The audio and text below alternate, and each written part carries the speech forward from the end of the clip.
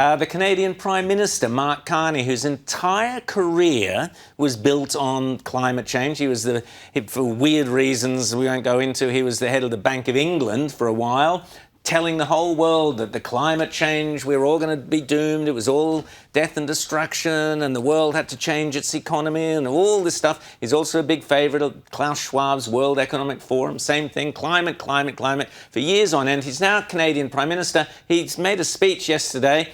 I won't bother playing it to you because it was so dull and boring and full of waffle. But what I did notice, he did not mention climate change, not even once. Has the tide turned? Are we over climate? Is this it, finally? People realising it's not the great doomsday call it used to be? To coin a phrase, the tide has turned. Yes, you're quite right, Rowan.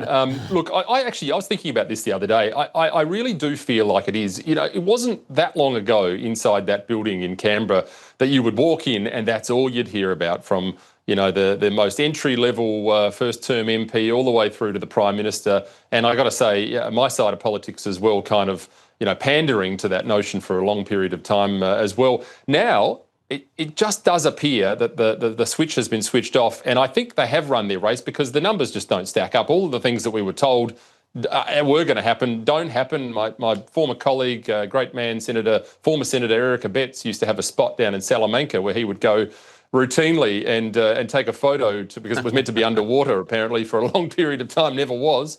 And so people have woken up, I think. And of course, the other thing about this is now the global elites now realise that we're going to have to find some way of generating enough energy for the AI boom. And all of a sudden, we're less worried about coastal properties going underwater and more about this sort of impending AI dystopian future that we're building in front of us and don't seem to be pushing back on, of course.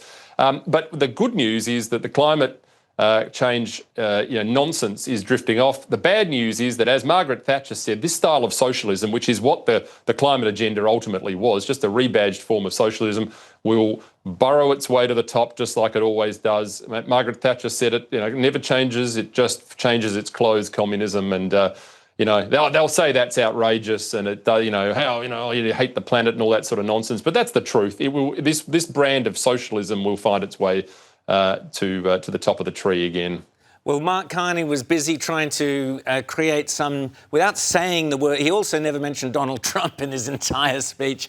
And I think he's feeling a bit sore. It's the kind of, the club of people Donald Trump has trashed. I think Carney's trying to form a little club of what he calls middle powers. Albo got on quite well with Trump, so I'm not sure Albo was entirely keen on being lumped in the anti-Trump crowd. But anyway, what was noticeable as well, as you just mentioned, a lot of talk about AI.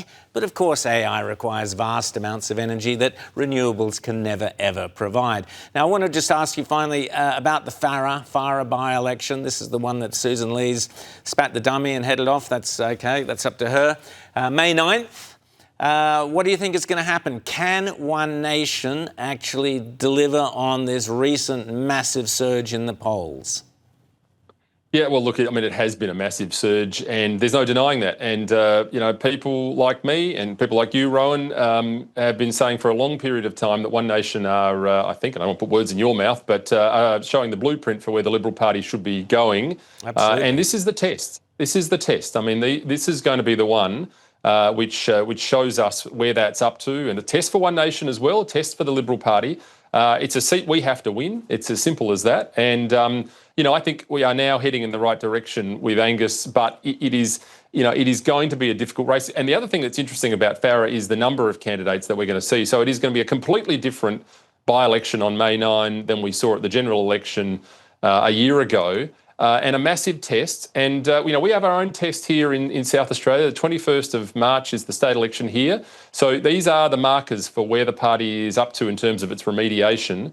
Look, the only way here is drifting back to common sense, speaking for Middle Australia, talking about the forgotten people, addressing some of these nonsensical things like climate change, like adults, and not pandering to this nonsense anymore. And I think the votes will return, but that's the challenge ahead.